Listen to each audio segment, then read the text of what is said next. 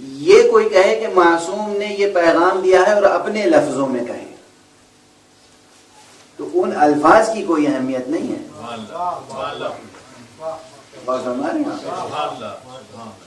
لفظ معصوم پر جب یقین حاصل ہو جائے کہ معصوم نے یہ لفظ ارشاد فرمایا، وہ ہے دلیل حکم.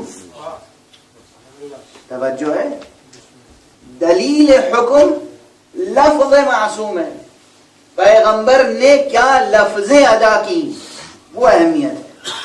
تو بہت سی حدیثیں ہیں جو ان کو تواتر معنوی حاصل ہے. تواتر معنوی یہ کہ ہاں حضور نے یہ فرمایا، مگر کن لفظوں میں فرمایا یہ نہیں معلوم.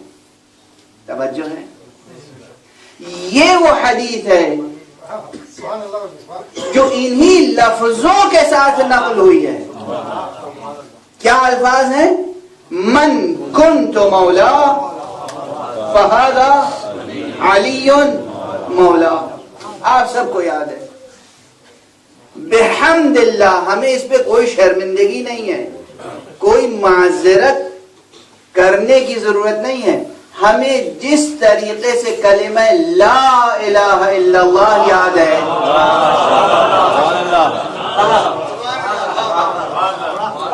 جس طریقے سے کلمہ محمد رسول اللہ یاد ہے، اسی طرح ہمارے بچے کو یہ کلمہ یاد ہے، من کنت مولا فہذا علی مولا.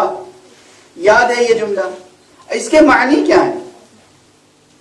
لفظ من آتا تو ہے ذوی العقول کے لیے، یعنی ان افراد کے لیے جو صاحبان عقل ہیں، انسان کے لیے، جن کے لیے.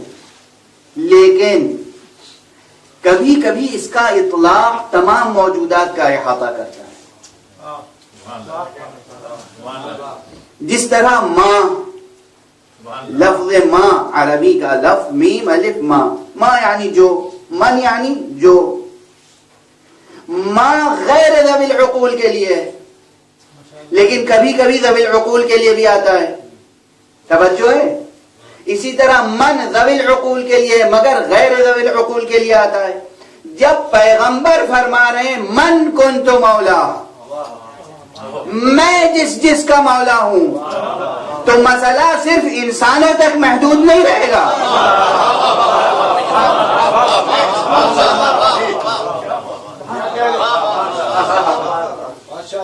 جہاں جہاں تک دائرہ ولایت مصطفیٰ ہے، وہاں تک دائرہ ولایت مرتضیٰ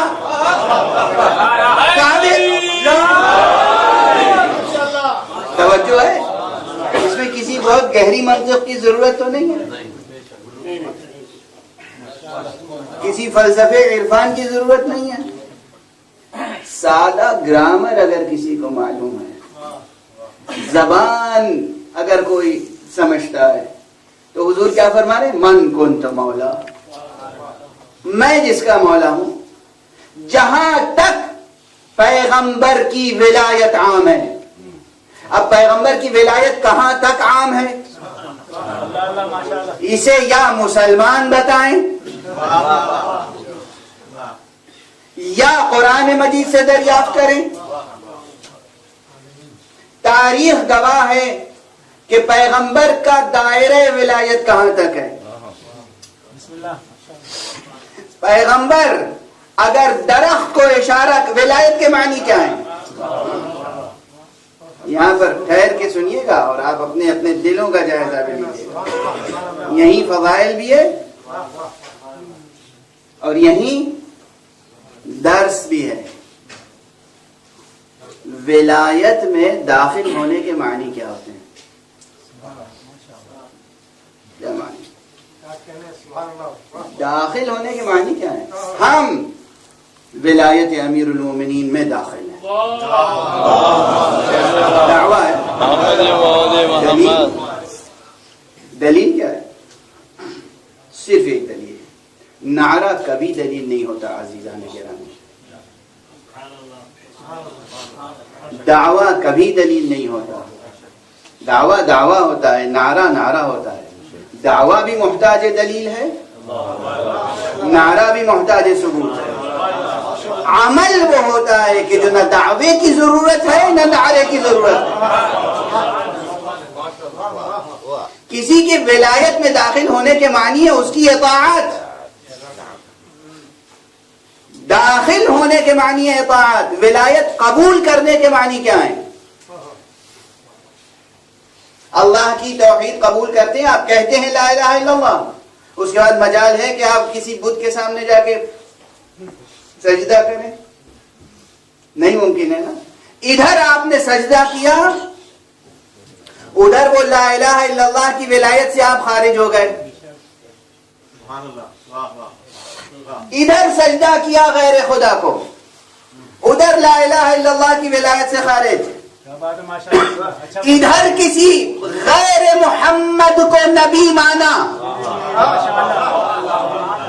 ادھر محمد رسول اللہ کی ولایت سے خارج۔ اور یہاں لطف یہ ہے کہ اگر محمد رسول اللہ کی ولایت سے خارج ہوئے تو لا الہ الا اللہ کی ولایت سے بھی خود بخود خارج۔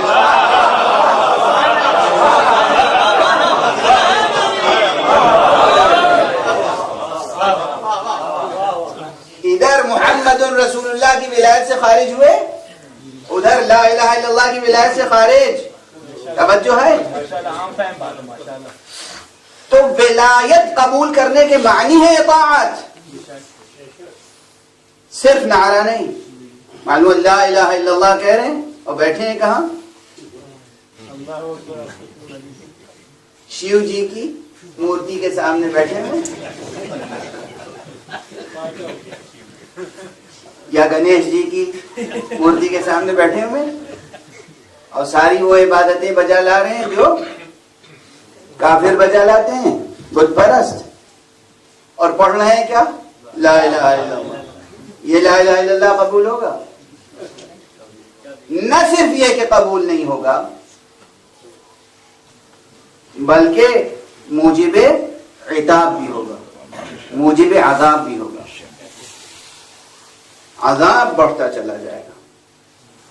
تو یہ اس قدر 2-2-4 کی طرح کی بات ہے کہ جس میں کسی کے لیے جائے بحث نہیں ہے۔ ولایت میں داخل ہونے اور ولایت کو قبول کرنے کے معنی ہے اطاعت، ولایت میں داخل ہونے اور ولایت کو قبول کرنے کے معنی ہے عمل۔ توجہ ہے؟ اس لیے کہ لفظ کی یہاں کوئی اہمیت نہیں ہے، معصوم کی طرف سے لفظ کی اہمیت ہے، بندے کی طرف سے عمل کی اہمیت ہے۔ کسی کے پاس زبانی نہ ہو، گونگا ہو، کلمہ ادا کر سکتا ہے؟ لا الہ الا اللہ پڑھ سکتا ہے؟ یہ آواز نکال سکتا ہے لا الہ الا اللہ؟ گونگا ہے، گونگا ہے۔ تو کیا جتنے گونگے ہیں وہ سب غیر مسلم ہیں؟ ان کا اسلام ثابت نہیں ہے، ایمان ثابت نہیں ہے۔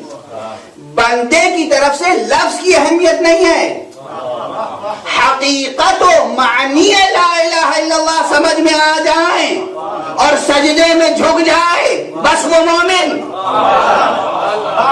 چاہے زبان سے لا الہ الا اللہ کہے یا نہ کہے، جب پورے وجود سے لا الہ الا اللہ کہہ رہا ہے تو پھر زبان سے لا الہ الا اللہ کی اہمیت کہاں ہے؟ لا الہ الا اللہ زبان سے صرف اس سے مطلوب ہے جس کے پاس زبان ہو اور زبان آزاد ہو۔ توجہ ہے، زبان ہو، زبان آزاد ہو، زبان بھی مکلف ہو۔ مکلف کے معنی سمجھتے ہیں نا، یعنی اللہ کی طرف سے تکلیف دی گئی ہو کہ تمہیں یہ بھی کہنا ہے۔ کبھی کبھی صرف کچھ کرنے کے لیے حکم دیا جاتا ہے، کہنے کے لیے نہیں۔ روزہ حکم رب ہے یا نہیں؟ روزہ عبادت ہے یا نہیں؟ روزہ تقاضا لا الہ الا اللہ ہے یا نہیں؟ روزہ کرنے کی چیز ہے یا کہنے کی؟ نیت بھی تو کرنا زبان سے شرط نہیں. کسی توضیح المسائل میں ہے کہ یہ نیت زبان سے کرنی ہے کہ میں روزہ رکھتا ہوں واجب قربتاً اللہ؟ نہیں. کبھی کبھی صرف کرنے کا حکم ہوتا ہے، کہنے کا نہیں. کاش یہ بات سمجھ میں آ جائے، کاش یہ بات سمجھ میں آئے. جس طرح ولایت حق سبحانہ و تعالی میں کبھی کچھ کہنے کا حکم ہے، کبھی کچھ کرنے کا حکم، کبھی دونوں تکلیفیں ساتھ ساتھ ہیں. مثلا نماز، رکوع میں جھکنا بھی ہے، زبان سے کچھ کہنا بھی ہے. تو کبھی صرف کہنا ہے، کبھی صرف کرنا ہے، کبھی کہنا بھی ہے، کرنا بھی ہے. تو ہر عمل، ہر حکم کے اپنے حدود ہیں، اپنے تقاضے ہیں. توجہ ہے؟ جس طرح ولایت حق سبحانہ و تعالی لا الہ الا اللہ کہنے کے ساتھ ساتھ تینوں طرح کی تکلیفیں آتی ہیں. کبھی کچھ کہنا ہے، کبھی کچھ کرنا ہے، کبھی کہنا بھی ہے، کرنا بھی ہے. توجہ ہے؟ اسی طرح محمد رسول اللہ کہنے کے ساتھ ساتھ کبھی کچھ کہنا ہے، کبھی کچھ کرنا ہے، کبھی کہنا بھی ہے، کرنا بھی ہے. اسی طرح علی ولی اللہ کہنے کے ساتھ ساتھ علی ولی اللہ صرف کہنا نہیں ہے، کہنا ہے، کہیں کہیں نہیں کہنا ہے. جہاں کہنا ہے وہاں کہنا ہے، جہاں نہیں کہنا ہے وہاں نہیں کہنا ہے. جہاں کرنا ہے وہاں کہہ کر نہ ٹالو.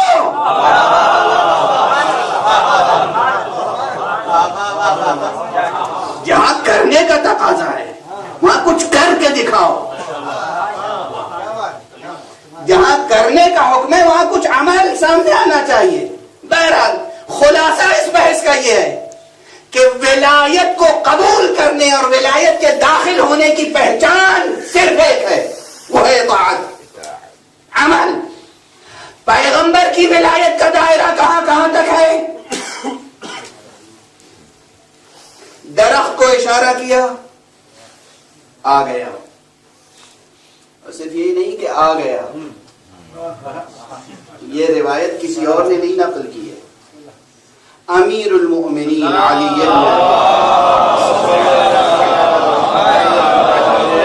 علیہ الصلوۃ والسلام سے یہ روایت ہے، اور نہج البلاغہ میں بھی ہے اور دوسرے مقامات پر بھی ہے کہ امیر المؤمنین علیہ الصلوۃ والسلام نے فرمایا کہ کفار آئے، انہوں نے حضور سے معجزے کا تقاضا کیا. حضور نے کہا وہ سامنے جو درخت ہے اسے بلاؤں، تم مانو گے؟ ان کا تقاضا یہی تھا. کہا جی ہاں. درخت کو قریب بلایا، اشارہ کیا. وہ درخت اپنی جڑوں کے ساتھ، زمین سے درخت جڑوں کے ساتھ اکھڑ کے اور اس طرح آگے بڑھا جیسے کوئی غلام آگے حضور کے سامنے آ کے کھڑا ہو گیا. اس کے بعد حضور نے کہا وہیں چلے جاؤ پہلی حالت پر. کسی جمے جمائے پربار و پر سایہ درخت کو اکھاڑ لینا تو آسان ہے،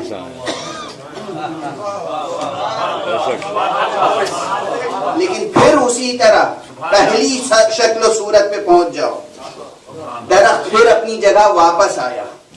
توجہ ہے؟ اور جیسے تھا پہلی شکل میں اسی شکل میں قائم ہو گیا.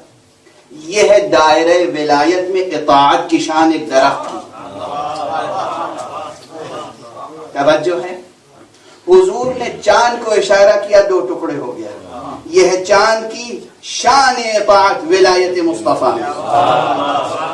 حضور نے سورج کو اشارہ کیا اور سورج پلٹ آیا. یہ ہے سورج کی شان اطاعت ولایت مصطفیٰ میں. اب مصطفیٰ کو سنو، کہتے من کنت مولا،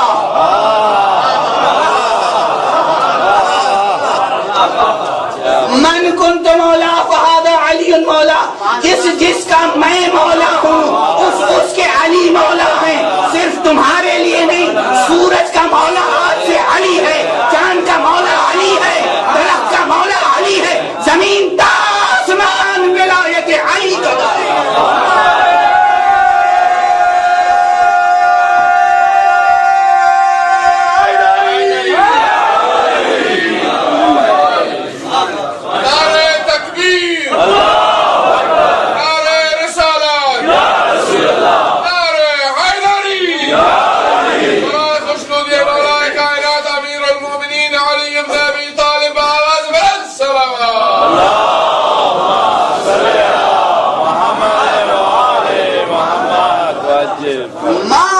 اللہ جو کچھ ہے،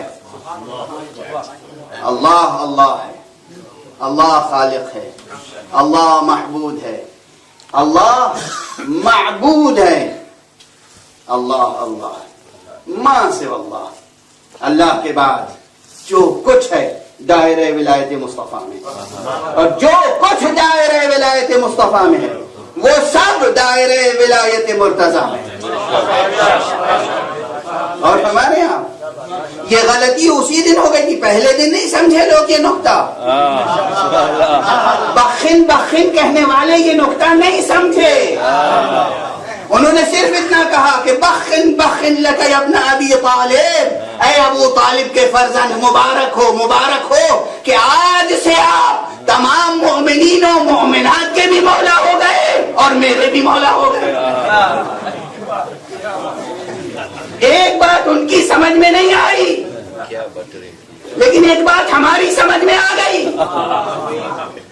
ان کی سمجھ میں یہ بات نہیں آئی کہ دائرہ ولایت علی ابن ابی طالب صرف انسانوں تک محدود نہیں ہے، انسان، جن، تمام جمادات، تمام نباتات، تمام حیوانات، تمام ملائکہ،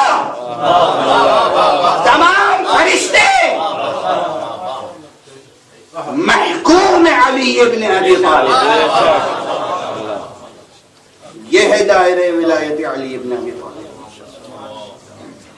یہ کوئی مبالغہ نہیں ہے، یہ کوئی شاعری نہیں ہے، یہ نص قول پیغمبر ہے صلی اللہ علیہ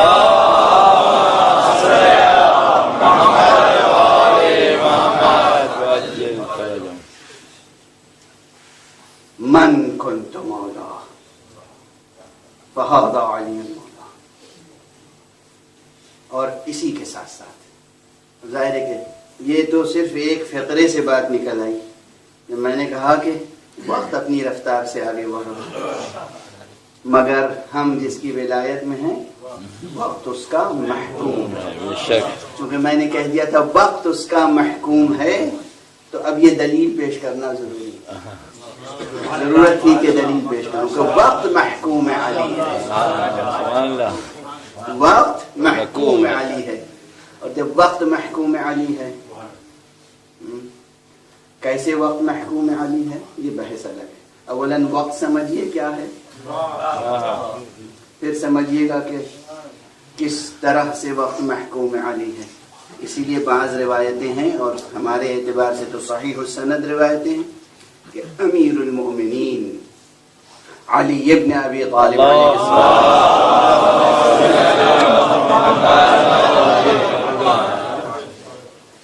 کے لیے 2 مرتبہ سورج پلٹا ہے، ایک مرتبہ حیات پیغمبر میں دعائے پیغمبر سے، دوسری مرتبہ بعد پیغمبر دعائے امیر المومنین۔ اور یہ دوسری مرتبہ سورج کا پلٹانا اس لیے ضروری تھا تاکہ یہ ثبوت فراہم ہو جائے کہ من کنت مولا فہذا علی مولا، دلیل قائم ہو جائے کہ اگر پیغمبر کی دعا سے سورج پلٹا تھا تو علی کی دعا سے بھی سورج پلٹا۔